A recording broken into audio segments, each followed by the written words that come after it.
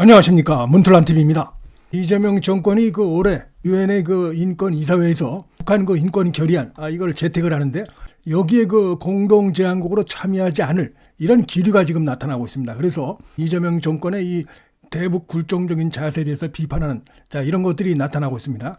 지금 북한의 김정은은 어떻습니까? 이재명을 한마디로 해서 개무시하는, 배척하고 무시하는 이런 발언들이 계속해서 나오고 있습니다. 최근에 김정은이 한국은 가장 적대적인 국가다 그러면서 한국에 대해서 아주 무시하는, 철저히 배척하고 무시하라, 이런 발언까지 하고 있어요. 그래서 이재명이 그렇게 아부하고 이런 행태를 보이고 있는 것과 전혀 상반되는 이런 모습을 지금 보이고 있습니다. 김정은이가 왜 이런 행태를 보일까, 이런 반응을 보일까? 여기에 대해서 청와대는 기껏 반응을 보인다는 게 평화 공존에 도움이 안 된다. 이 정도 발언 가지고 이게 될 일이 아니죠, 지금. 그럼 그동안에 이재명 정권이 한 거 보면은 북한이 어떻습니까? 한국에 대해서 많은 오무풍선을 보내고, 또 무인기도 수탈해 보내고, 여러 가지 도발도 하고, 이런 상황인데, 거기에 대해서 이재명 정권이 거의 문제 제기를 하지 않고 있습니다, 이재명 정권은.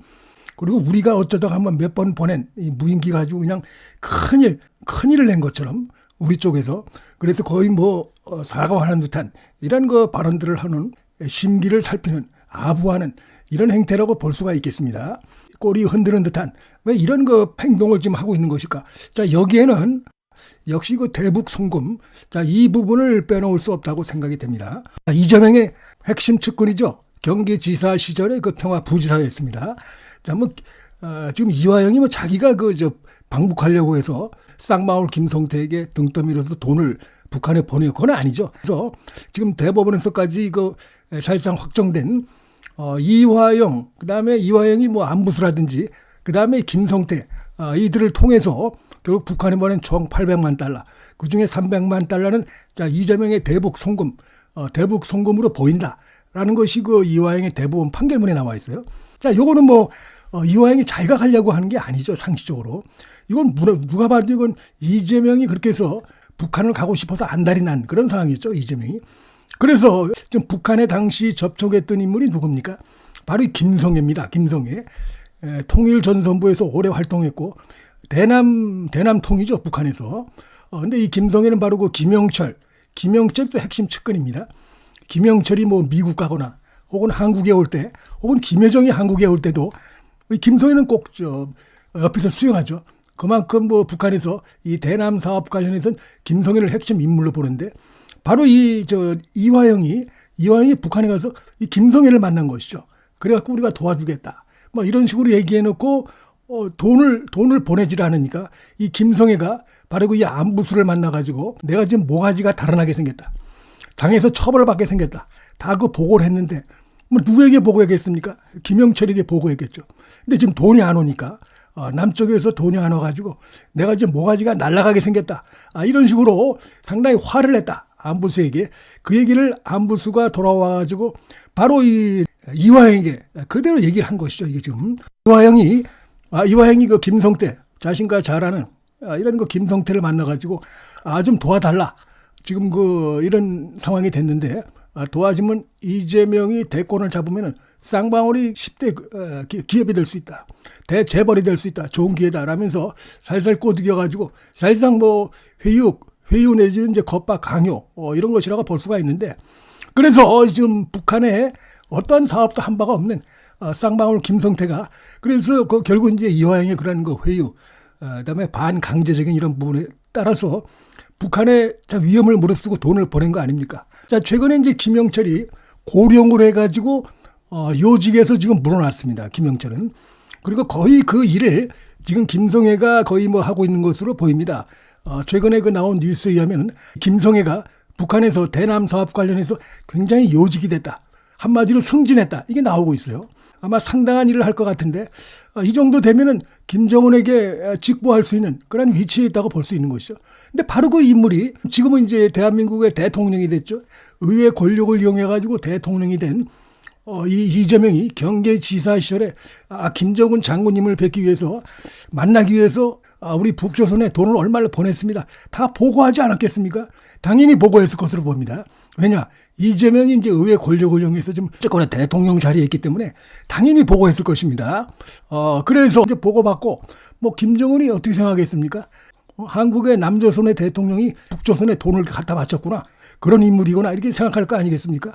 자, 그런 얘기를 들으면서 뭐 무시하는 마음이 생길 수 있다고 봅니다.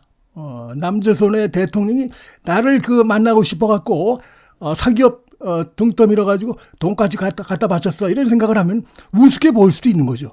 그래서 이 철저히 배척하고 무시하라.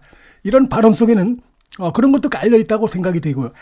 그래서 북한에서 이렇게 남쪽에 대해서 비난을 하고 이러고 있음에도 지금 뭐 유엔 인권이사회에서 그 대북 인권 결의안도 여기 참석하지 않는다 그러고 불참한다 그러고 그 다음에 북한의 어떤 여러 가지 한국에 대한 도발에 대해서는 한마디 제대로 입도 뻥끗 못하고 북한이 얼마나 많은 남쪽에 대해서 도발을 했습니까? 숱하게 하고 있음에도 제대로 대응도 못하고 오히려 이렇게 이런 식으로 나오고 있는 것은 상당히 약점이 잡혔기 때문이다. 이렇게 볼 수밖에 없다고 생각이 됩니다. 김정은 입장에서는 이재명을 무시할 수도 있지만 자기가 약점을 쥐고 있다. 한국이 이재명의 뒷목을 잡고 있다.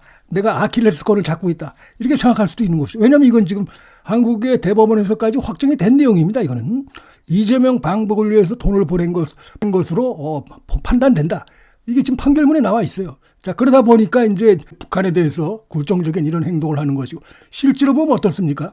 최근에 황당하게 현재 재판 중에 있는 것인데 대장동과 대북 송금 관련해서 국정조사를 일방적으로 밀어붙였어요. 재판이 진행 중에 있기 때문에 대장동도 그렇고 대북 송금도 그렇고 이재명 사건들 단지 중단돼 있을 뿐입니다. 이게 지금. 근데 이걸 국정조사한다는 건 말이 안 되는 것인데 결국 이제 대북 송금에 이재명이 굉장히 이제 불안하고 있다는 걸 잘 보여주는 것이라고 볼 수 있고요.